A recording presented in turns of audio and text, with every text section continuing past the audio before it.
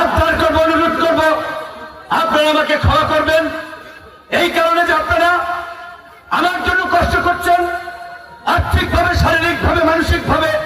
তবে আমি কিন্তু শুধু বিএনপির নেতাদের নিয়ে এমপি হতে চাই না বা বিএনপির ভোটে এমপি হতে চাই না। আমি এই গলাচিপা দশপিনার দলমত নির্বিশেষে সকল মানুষের সমর্থনে এমপি হতে চাই।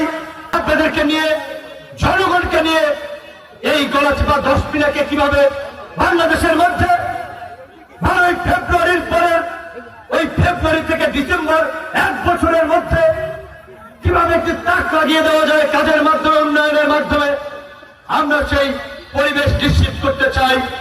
বাত ব্যথা, প্যারালাইসিস কিংবা আর্থ্রাইটিস, আধুনিক ফিজিওথেরাপি ও পুনর্বাসন চিকিৎসায় নির্ভরযোগ্য নাম ডিপিআরসি। আমি একটি দলের প্রধান, একটি নিবন্ধিত রাজনৈতিক চার্ট, সেই চার্ট মার্কা নিয়ে নির্বাচন করছি।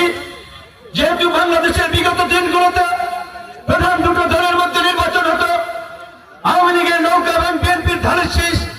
এবারের নির্বাচনে নৌকা নাই, পটুয়াখালী তীরে ধানের শীষ নাই। আপনাদের কি চার্ট মার্কায় ভোট দিতে আর কোনো আপত্তি আছে? চার্ট মার্কায় ভোট দিবেন তো? ওয়াদা করতেছেন তো? এলাকার উন্নয়নে আমার পাশে থাকবে। যারা বেআইনি আছেন তাদের উদ্দেশ্যে বলতে চাই, প্রিয় ভাইরা, আপনারা বিএনপির লোক, হুমকি আওয়ামী লীগের লোক দেয় না, জামাতের লোক দেয় না, চরমনের লোক দেয় না। আপনারা আগে বিএনপি করতেন, এখন আপনাদের পদ পদবি নাই। বিএনপির দলীয় সিদ্ধান্ত মেনে যাকে ওঠেন, আপনাদের বিষয়গুলো আমরা দেখবো ইনশাআল্লাহ।